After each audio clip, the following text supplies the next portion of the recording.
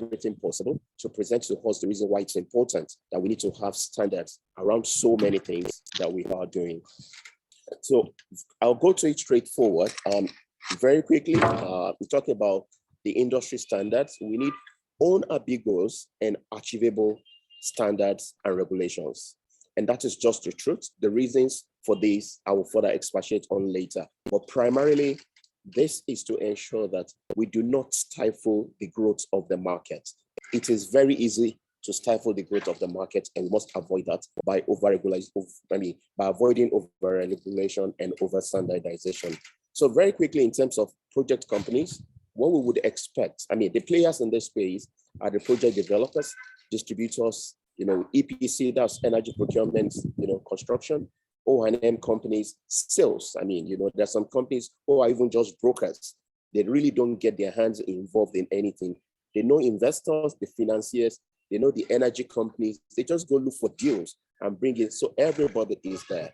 In terms of them being, players that are acceptable, standard-wise in the industry, we would expect, as of today, we have Koren. I think the former speaker, the earlier speaker that I'm very hopeful should be able to come back and complete our presentation, represents Koren. Today, NEMSA is so central, most especially to the projects that she was talking about, the rural electrification projects. You cannot actually get NEMSA certificates.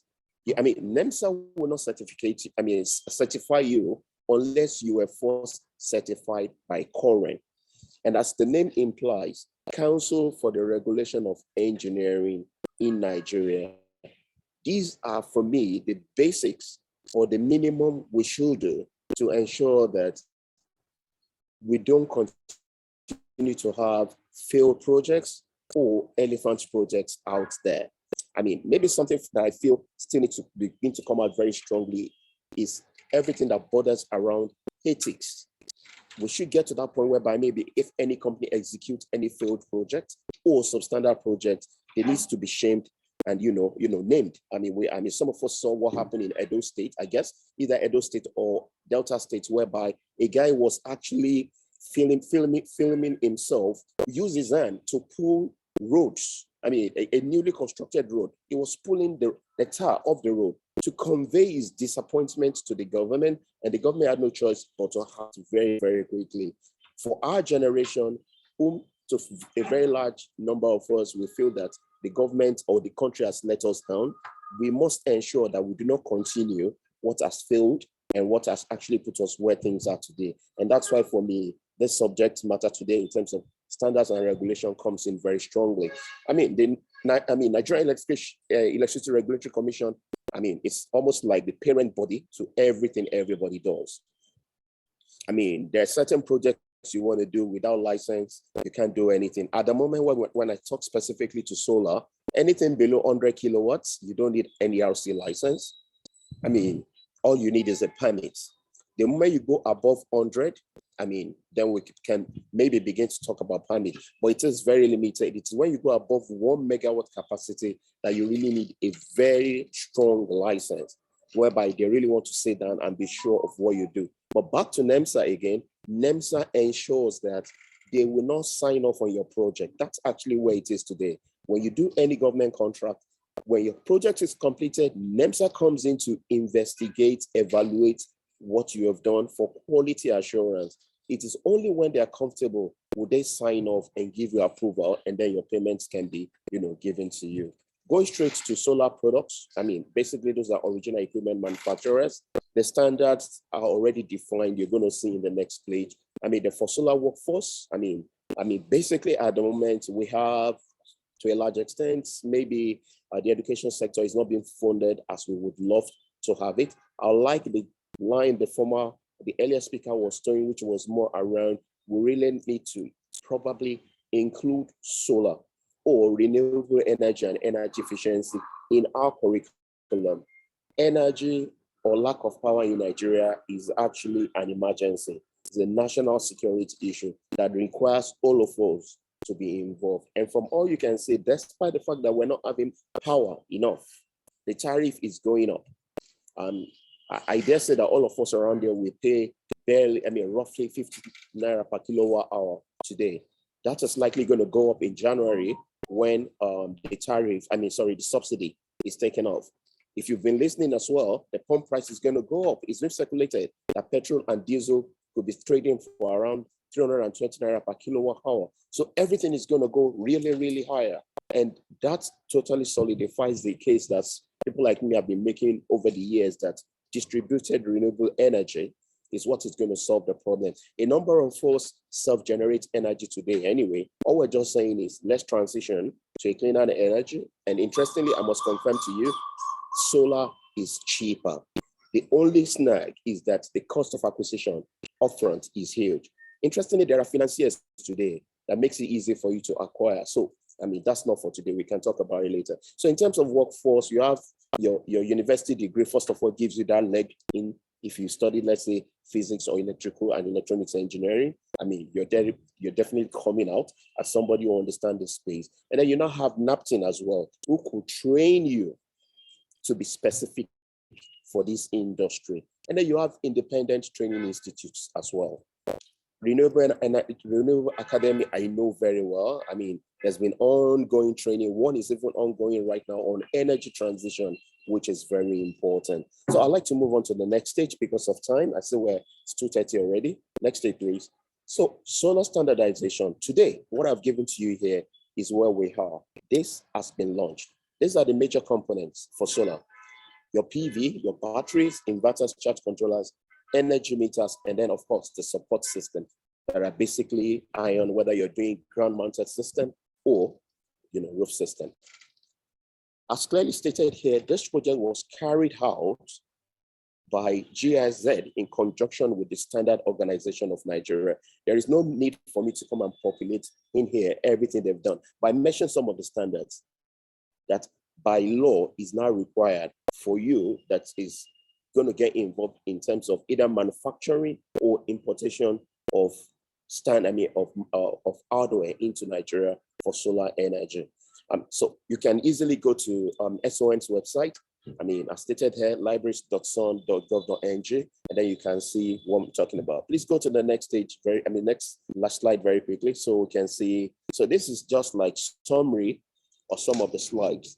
We don't need to waste time on this. We can go to the next one, to the next slide, please. Yeah, so the benefits of standardization for me is now what I think all of us need to familiarize ourselves with. Increased productivity due to less system downtime. So it is widespread that most time when you go to somebody and you want to sell solar, the first thing you begin to hear, here in Lagos are the street lights way back, maybe like 6-7 years ago. That's what they're referring you to. 6, 7, 8 years ago, they failed here and there. They were purely substandard. And that's why we really need to have good standard to ensure those do not happen any longer. Improve storage of essential goods, perishable farm produce. Today, we have products that are providing cooling services. So I know Cold Up and I know Coolbox that are actually doing this. You really don't have to look for 500,000 naira or 1 million naira to buy this special, hardware. They give them to you and then you pay on a monthly basis. It's like rent. So what you're beginning to see is we can actually begin to break down all sorts of one solution that is so rigid and central that the moment the one single point of failure, the moment it fails, everything goes away. Now we're beginning to break those barriers and there's a lot that could happen. There's increased profitability. A very simple one is to consider the cooling I just spoke about. Fresh tomato in the market, maximum. You go to the market in the morning, go and price tomato, go back and price the same tomato later in the day. You'll be shocked that the price would have dropped by as much as 70% due to wastages. In Nigeria, our farm produce goes to waste at over 40%. So our problem is not actually production, it's storage. So we're beginning to address them. We talk about value for money and reduce cost services for obvious reasons. I mentioned that earlier. Yeah, the often cost of acquisition is high, but when you consider the long term, it's a lot more profitable. Another way to look at it is this: why do you and I aspire always to own our own personal car, or most especially to own our own house? You don't want to pay rent forever. It's the same concept that is playing out here. Quality power for quality critical infrastructure. For a number of people that are on an estimated billing or even prepaid meters today, you pay for energy with poor quality. So you can say that the quality of the power that's supplied to you is poor, but then the bill still comes and you need to pay. With the solution we have in this space, no way. The moment the quality is bad, you cannot consume it. I mean, that's where standard comes in as well. Demand activation and innovation. That's what this does. With all I've spoken about briefly, what you then say is more inquiries. And as I speak today, I have at least about 5 banks whom all their branches are being integrated with solar alternative power. Some branches have gone totally off the grid. For the telecoms towers, the towers you see all over, it is been a continuous exercise in the last 4 years. Everything is moving to hybrid solar, just to reduce costs and to ensure uptime as well. Interconnection potential with the national grid. Now here, this particular one is where NEMSA comes in. This almost particularly speaks to mini grid development. You develop your mini grid to the grid code. Otherwise, it's not going to be certified. The scheme is such that you're going to get some subsidy from the government. So we need you to develop a mini grid plant whereby when the grid arrives, you can easily integrate and then you can be maybe offloading to the grid. That's what this talks about. I am heavily involved with what REA is doing. The mini grid policy, the one that we have approved in 2017, I'm one of those who put it together. I continue to work with government on everything, and I repeat, everything that has to do with renewable energy. I mean, customer satisfaction and retention. Oh yes, you and I could understand that. Access to capital and loans. I've mentioned where banks today. I even have a bank today whereby if you want solar, they are willing to finance you 100%. I mean, I don't know how many in here is aware that the last time we ever had what we call clean financing, 100%, no collateral. I need solar. It is worth 20 million naira. You come in, they evaluate you. They give you 20 million naira to go and execute the project, and they recover their money. Zero collateral. The last time we had this, if I recall very well, was early 2000. So we're beginning to care about. And then, of course, risk sharing. I mean, that's where the development company, the finance company, insurance, I mean, everybody's then able to come together, evaluate the risk, and mitigate it. So this is the benefit. When I get green light, someone bottle, I did the form 2 bottle. I'm hearing somebody's voice there. Yeah. So can we go to the next slide, please? Next slide. Okay. The workforce and regulation here, I try to, bring forth again so that we can very well easily see from a snapshot what is going on. Equipment manufacturing, you have SON, current, and industry associations. So you have Manufacturers Association of Nigeria today, and I can pretty much tell you that they self-regulate. They monitor their members, because the moment they begin to misbehave, anytime they have any negotiation with the government or with the market, it affects all the members. So associations as well have responsibility, to ensure some level of standards and compliance as well. Solar finance companies as well. I mean, that's central bank regulation straightforward. I mean, the financial services sector is regulated by the CBN. So anytime you need funding that is not from your pocket, that sector is already, regulated. And the gray ones I have here, lead generation company, sales company, brokers, they are sales and marketing activities.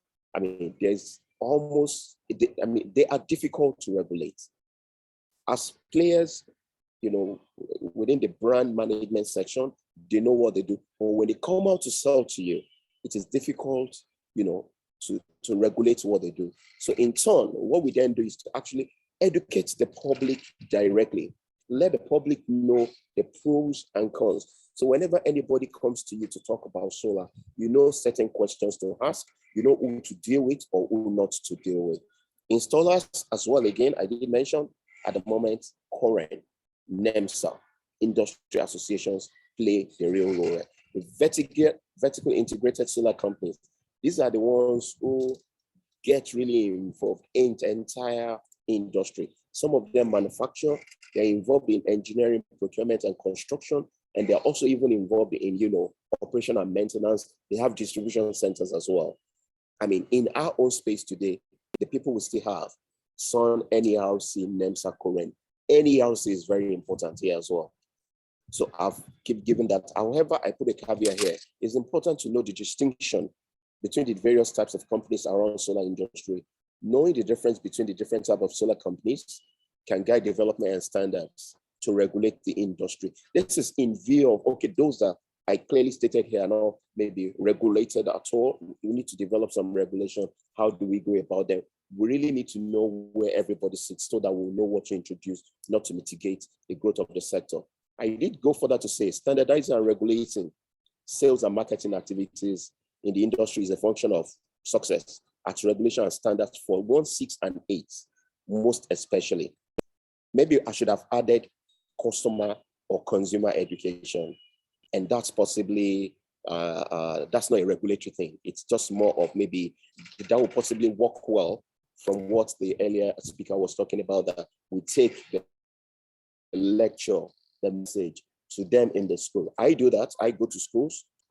Interestingly, we in the primary and secondary school, I do go there once in a while to lecture them and let them know what solar energy is all about. Let them even understand the generator, the petrol diesel generators they have at home, how to read certain things, what to and what not to. So it's more of education, education, education. And I'll reemphasize again while closing this section that we must be mindful of restrictions to market growth due to overstandardization and regulation. Another way to look at it is this: when the power sector was privatized, a lot of people celebrated.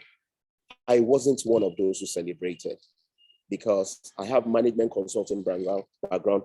I studied engineering. I've gone on a field trip when I was in university way back over 20, 25 years ago to actually carry out tests on some of the facilities. And I knew that the way we went about it was too drastic, such that it's going to be difficult for us to manage. And that's where we find ourselves today, whereby the government is having to come in every time, to subsidize them. And the contract that is still there, people are saying the government should yank it off. Then the government will become known as a government that doesn't honor contracts. So these things we need to be careful how we regulate, over-regulate, or under-regulate. It needs to be managed properly. Please, next slide. Okay, benefits of standards and regulation for solar companies here. Over there, I spoke about for workforce. Here for the companies right now, investors' confidence would be boosted. I interface with investors almost on a daily basis. And the first thing they want to see is the regulation in your country. It is by that they will understand their boundaries, their limitations, what they can and what they cannot. From there, they will know whether they can want investors to come in.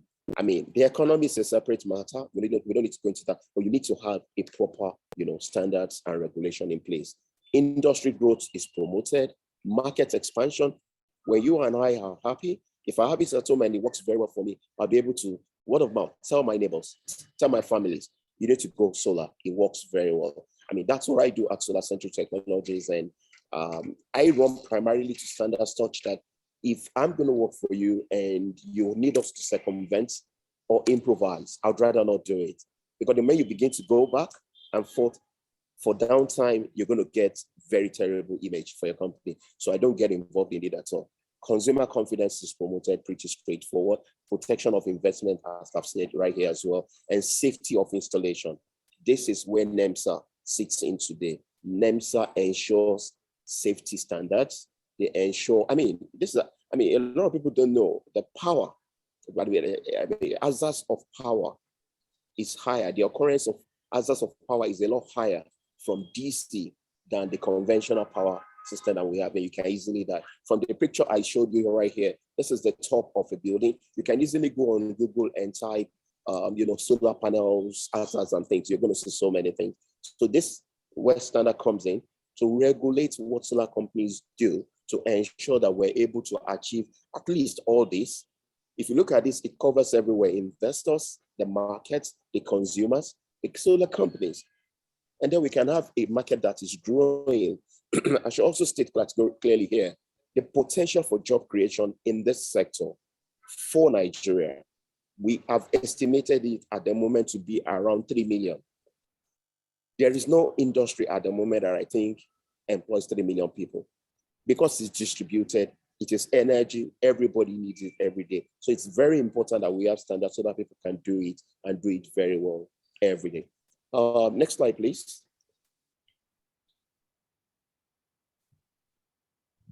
Okay, so workforce and standards, we've spoken much about it. I don't want to waste time. I don't know how much time I have left though, but I mean, we can pretty much read what is there. The installers are those whereby after the engineering and the design has been done, they're the ones that come to your house, climb your roof, put the panels on there, install the batteries, hook everything to your distribution board.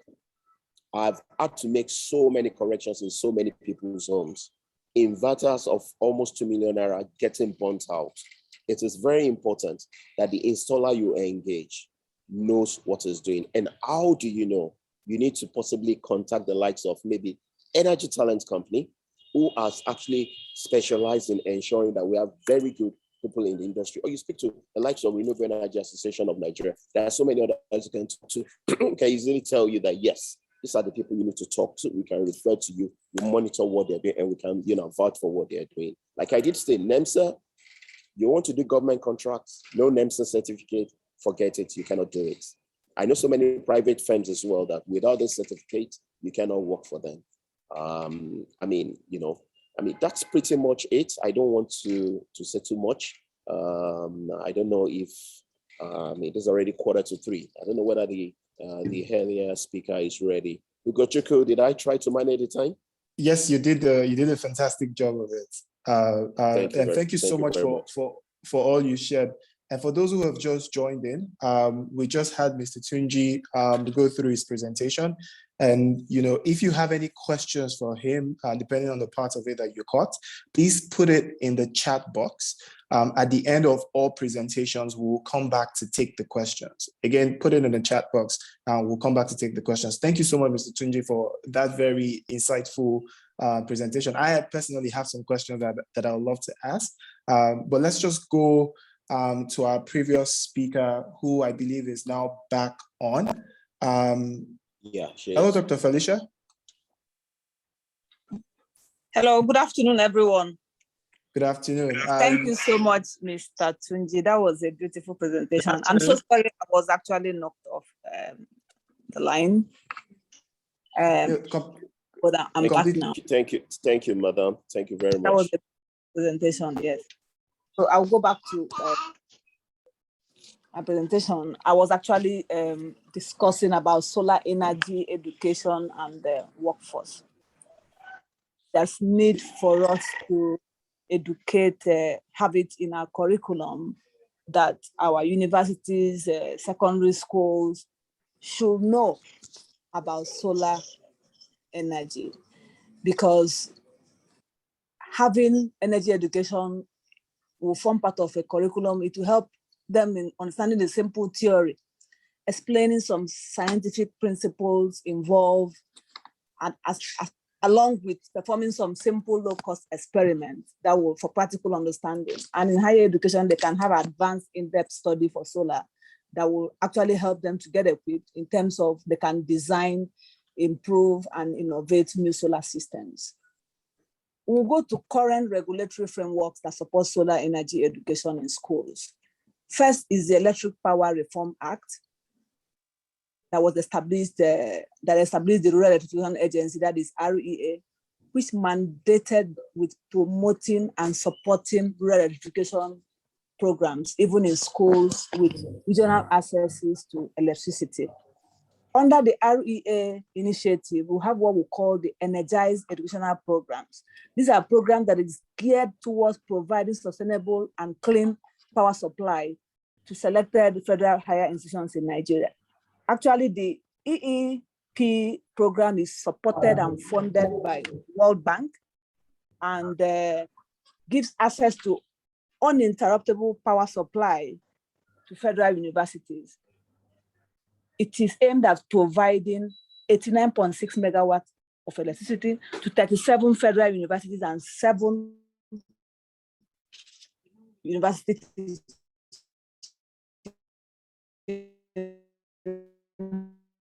hospitals. It's divided into phase 1 and phase 2 for Bauchi. You have Bayero University, Kano, and the rest of them, among others.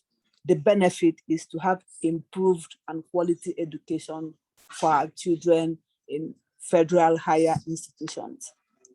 The third one is Nigerian Electrician Program that is aimed at accelerating electricity in rural communities for schools and households.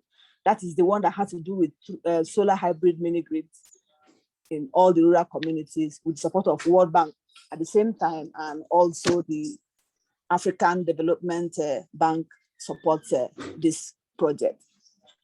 Some of these partnership frameworks and infrastructure for building competent solar energy talents is also in place in the country.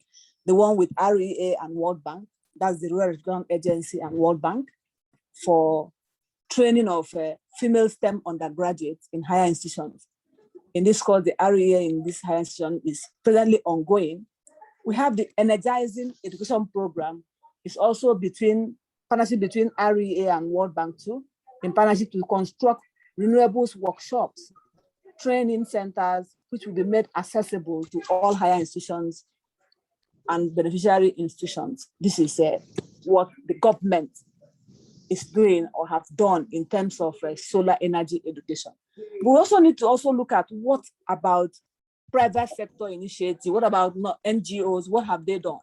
I want to lay emphasis on one of the NGOs that have played a very key role in solar energy education. Their name is actually Wurika Solar Foundation.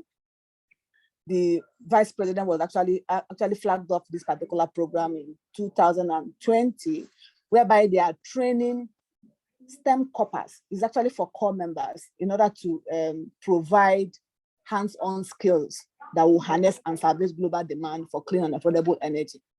Also, getting an empowerment for sustainable future in service to humanity, creating platforms to achieve United Nations Sustainable Developmental Goals. This company have done effectively well, and they've done phase 1 of this training free for STEM corpers.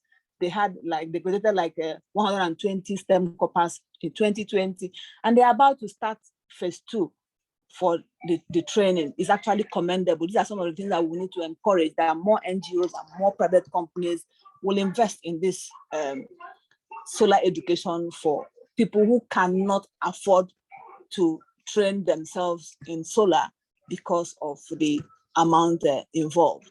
If you can be given some of these trainings, just like what the ETC is doing presently, Energy Talent Company, trying to harness talents, get them, and then make them readily available for the job market, is something that is nobody's paying them to do this.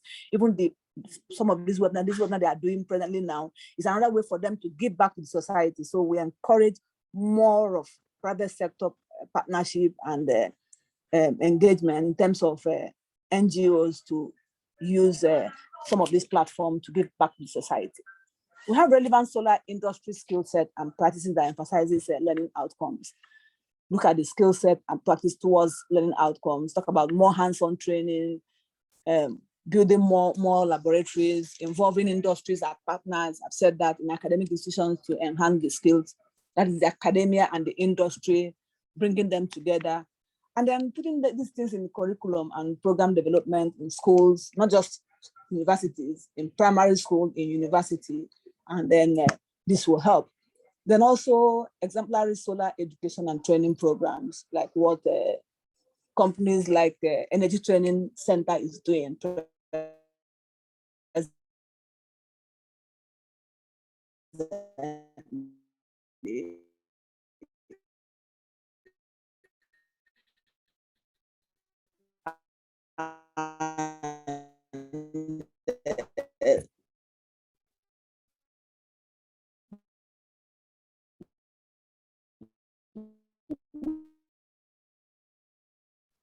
Hello, Dr. Felicia. It seems as if we've lost you.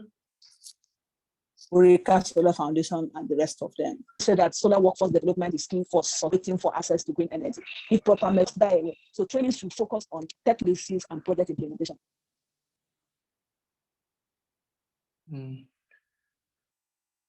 It seems as if we've lost. Okay.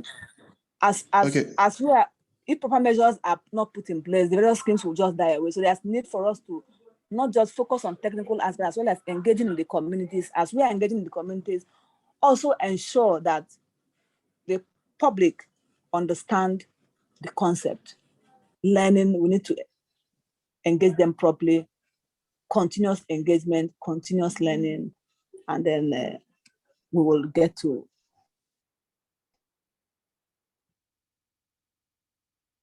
our desired promised land, where we energy implementation and solar energy in particular. Thank you. Thank you so much, Dr. Felicia. Thank you for an in-depth presentation. If you want to connect with Dr. Felicia, you can go find her on LinkedIn, or you can send her an email. That's our email address on there. So thank you so much to our two presenters. So we're now going to, ask some of the questions that have been asked in the chat box. But just before we get into the questions that have been asked, again, just as a reminder, if you have questions for either of the presenter, please type out your question in the chat section, and your question will be asked within the stipulated time. Mr. Tunji, I want to come back to you. One of the things can you hear me okay, Mr. Tunji? Brilliant. So one of the things you alluded to that I would love for you to expand a bit more on, is the conversation around how, over-regulation can stifle development, right? Just seeing, how much demand there is for, energy currently, and the supply that's not really there, right? First, currently, would you say that the regulations that we have are not stifling, right, innovation and development? And if you say no, what could possibly happen to stifle innovation and development? One quick regulation I want to bring up is, if your populace is hungry for energy, right, and you have a cap, or asking people to get permit for a 1 gig system, which is more or less easy for most people to do, a 1 meg system, which is more easy for most people to do, right? Does that limit innovation and the sort of people who can come into the industry and play in the industry? Thank you for that question. I'm not so sure I got you very well when you were using the gig and meg, but I think I have a sense of what you're trying to talk about. Now, let me be practical. In Kenya today, in South Africa today, you are allowed to generate 100 megawatts without a license. Now, if I pick most estates, most fairly large estates, they barely run on 5 megawatts. Now, this is it. We do not have power in Nigeria. Without power, we can't do anything. And then we begin to come up with regulations. Look, let me share some information with you. We were reviewing one of the Nigerian policies last year. The consultants by the federal government actually picked the industry as a vertical, just like I have mentioned in there, all the stakeholders, all the players. And he wants to regulate everything that is happening in there, to the extent that even you, whereby we travel generally, maybe you saw some batteries you like, you saw an inverter or solar panels you love, and you want to buy and bring in. If you are not licensed, you cannot buy it. Now, the energy sector or the power sector is such a unique sector whereby unless the government does everything possible to ensure that there is power, we're definitely just not going to have it. So they've made strong attempts, serious attempts with the privatization, but you and I know what is going on today. Your distribution company can only give you power that is supplied to them. There is zero supply to your distribution company, you're not going to get power. Yeah. The transmission network needs to transmit power from the generation company down to you. We privatized generation, we privatized distribution, we left transmission alone. At the moment, in order, we found the distribution to be the weakest link, followed by transmission. So at the moment, if you aggregate, we have 13 gigawatts that we can generate. Generation is easy, but you needed to transmit and then distribute, and then it is a major problem. If we load the network, the transmission network, consistently by 5 gigawatts, it's going to collapse, and that's what we continue to have. So on the generation side today, where if the government frowns at encouraging generation, I can understand, and I mean generation on the grid. However, that's where the opportunity for distribution renewable energy comes in, whereby in our small municipalities, in our small communities, the mini grid and co, the laws needs to make it a lot easier for investors to come in and implement. I'll also tell you this, the foreign investors most especially do not like the size of transactions we have today, considering the limitation imposed by our law, 1 megawatt.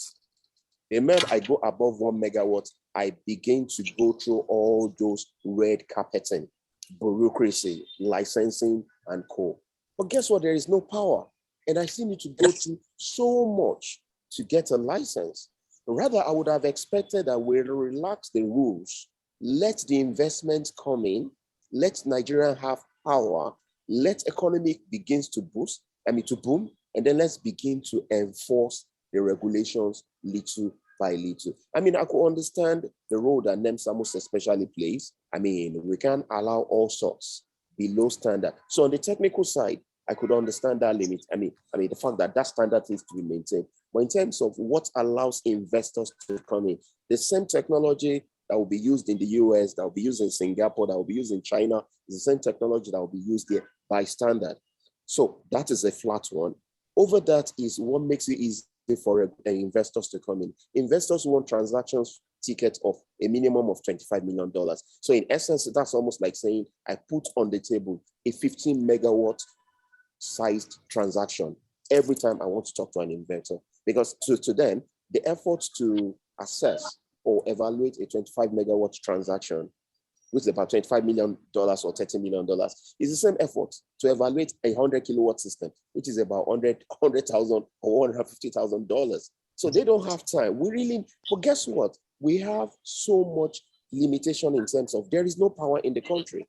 Should we at the moment be focusing heavily on regulation that allows safety, that promotes safety, that promotes that the amount of electricity or the type of electricity that is generated fits what we have in our environment and works very well, I understand. But every other thing that stifles market growth, we really need to frown.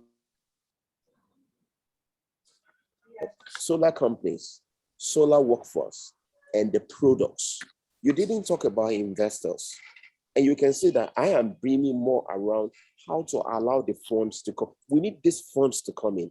However, some of the laws we have at the moment does not allow them to come in. And we have a conflict. Don't blame the government in total. When the power sector successor companies were coming in, they were promised a certain market.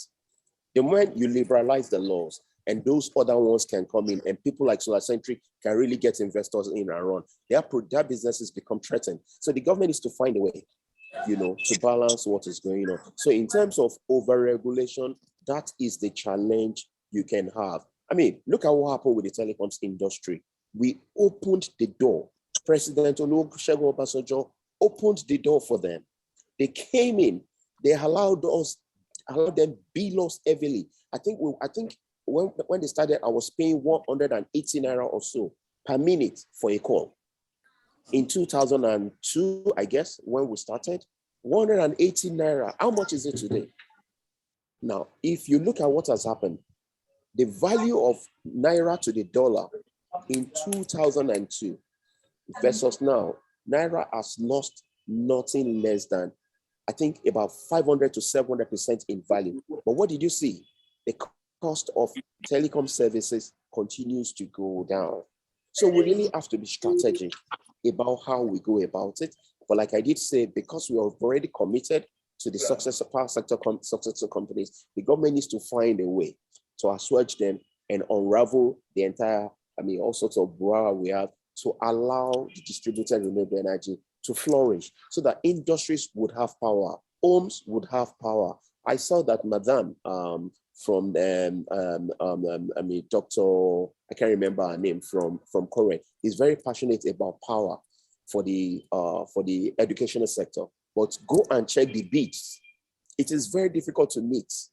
So in essence, yeah, the government is indicating that we will need to do this, but when you look at the bid, it is very difficult for anybody to engage. The first phase that she mentioned, the government funded it. So we have like 10, 9 university, 1 hospital. The second phase is not been able to have traction because the government doesn't want to fund it. They need investors to come in. Now, if these laws, the regulations are so stiff or such that I'm not going to make profit, I carry all the risk, then it is not going to happen. So those are the things we really need to begin to look at. And we need the market to grow. It is when the market grows, that is when everybody's attention will begin to notice that, oh, this is an area we need to go into. I can very well easily become a lecturer. I've been talked with, I finished from IFET, in talk to them that we need to do this. And then a lot of students will be ready so that we can solve this power problem and know that in 10 years, so by year 2030, there is a new Nigeria that everybody can begin to see when it comes to power. We can begin to say that we've taken care of power problems to, let's say, 70 or 80%. Then we can now begin to focus on industry and grow our economy. That's what I mean. Thank you. Thank you. Thank you so much, Mr. Tunji. Thank you so much for that detailed response. Dr. Felicia, I don't know if you have if you want to contribute to that question as well, or if we're just to go to the next one. No, just to add to, I think I like his explanations. I just want to add just something to it. When he said that regulation ensured safety, that is absolutely correct. Without safety, we cannot go nowhere. I also want to add that regulation ensures investors' confidence. It cannot be an all commerce affair. With that, if the telecom sector was not regulated, I'm not sure we are going to have the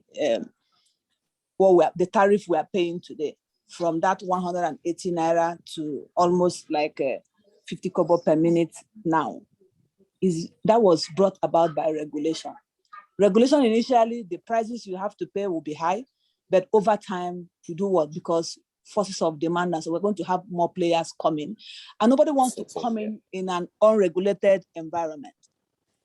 Investors want to come in a place where there's regulation. So I don't think there's anything called overregulation in terms of what we experience in solar, in energy presently. What the country is going through is the natural phase of regulation, which will come over time. Apart from the initial problem of regulating some sectors and leaving some for government, whereby we generate and the one distribution is, they were not having what they were promised.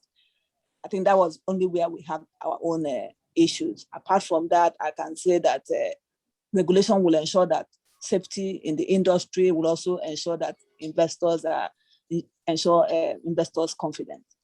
Thank you. Thank you very much for that addition to it.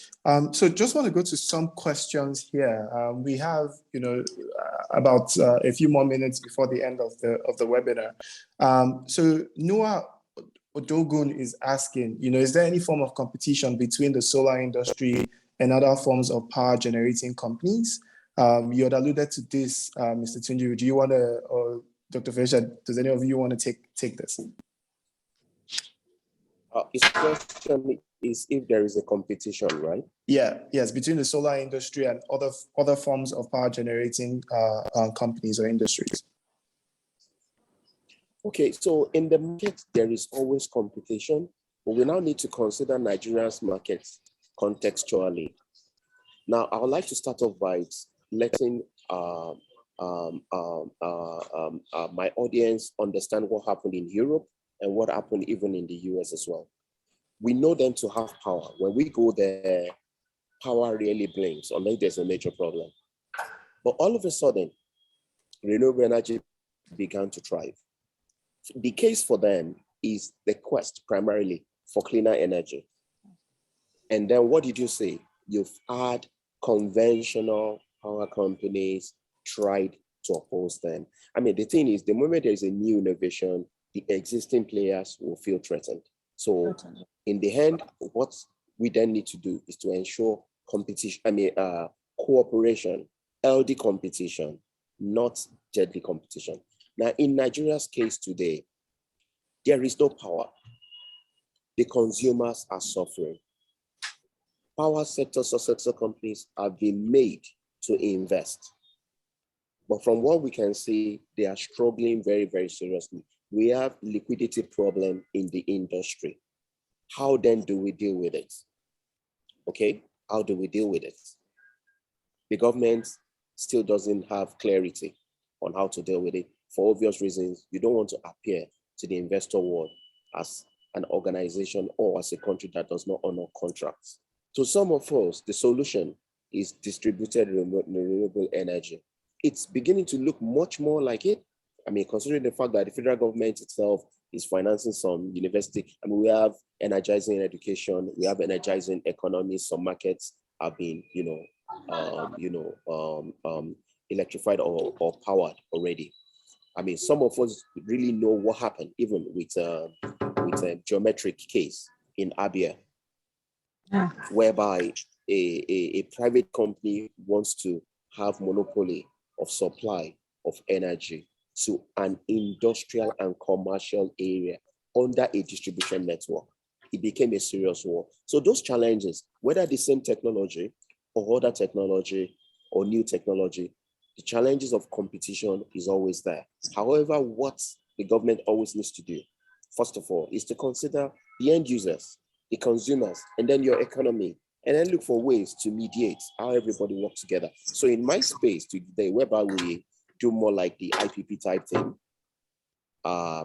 regulatory-wise, I cannot play under a distribution network's coverage area without a sign-off, without approval from that distribution company. Mm-hmm. So that's because it is now in the law. The distribution companies don't feel threatened any longer. I also know that I need to go and woo them to ensure a win-win. And then in the end, the government also does something. They protect the consumers. So it does not become a case of I and the distribution company will come together and we want to, deal a blow to consumers who possibly have little or no choice. So the government have a lot of role to play in mediating. But in terms of competition, I mean, we could promote healthy competition, and that is what this is all about. Thank you. Brilliant. Thank you. Thank you. Dr. Felicia, did you want to? Well, I'll just go to the next question, just looking at the time, which would probably be our last question for today. So Cyril Praise is asking, there's so many substandard PV systems being sold in Nigeria, especially from Halaba international markets. What is the government doing about this?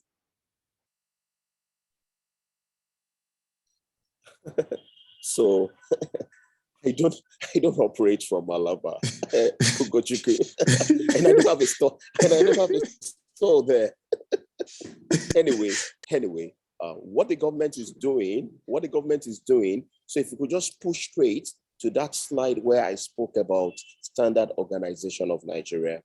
So I can almost certainly tell you this: if you are executing any federal government project, you will have yourself to blame if you use substandard products. Because we've pretty much done it such a way now whereby they are not just contracts that are awarded, you do anything and then you walk away. No, we are now lumping operation and maintenance and performance of the system, performance of the plant to the contract.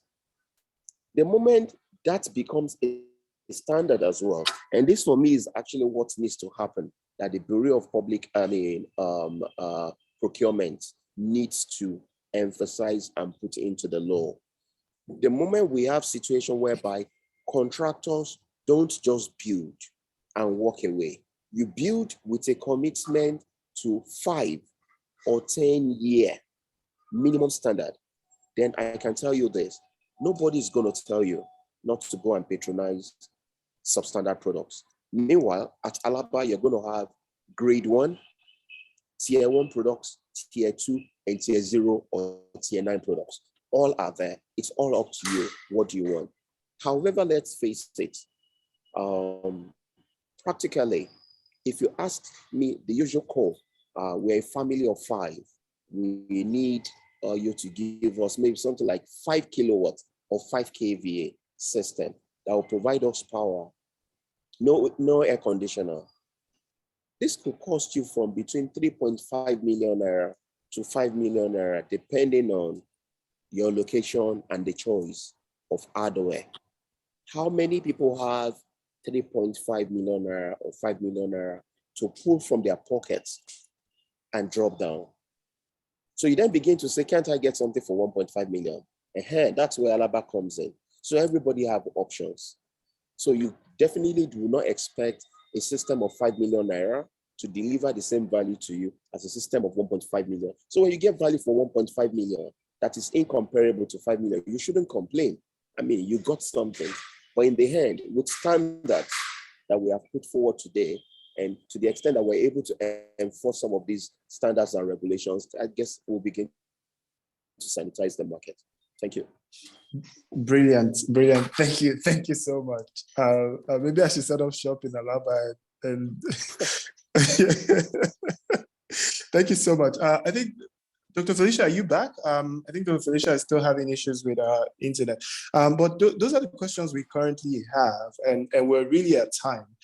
So want to thank you, Mr. Tunji, for making the time to join us and share from your wealth of knowledge. You know, we truly appreciate this, and we hope that you would honor our invitation if and when we have such an event again, and extend an invitation to you. Thank you for having me. Thank you very much. Thank you. Now to everyone else, so please, if you have any further questions or if there's anything else you'd want to know, one, you can go follow Mr. Tunji or Dr. Felicia on LinkedIn. We show their LinkedIn profile, but if you have any questions, please send us an email at info@energyfinance.co.com. And you can also go check out our website. So like I said, we're currently actively taking applications from intermediate and more senior engineers. There are opportunities that we have both for training, professional development training, as well as access to certain jobs that we have in the market. So please, go check out our website. If you have any questions, send us an email and we'll be more than happy to respond to your question. If you've not followed us on any of our social media handle, please follow us. Dr. Felicia, I see that you're back. Want to thank you as well for making the time to be a part of this and for sharing from your wealth of knowledge. We really appreciate you spending this afternoon with us. Thank you, everyone. Enjoy the rest of your weekend. Take care. Thank you. Bye-bye. Bye, everyone. Bye. Thank you.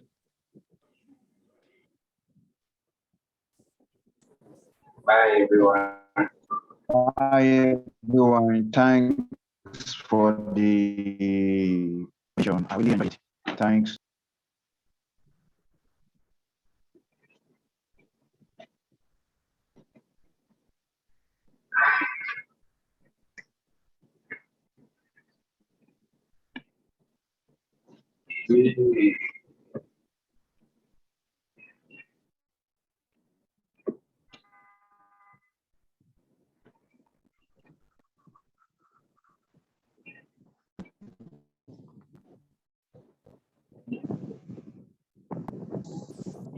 Thank you, everyone.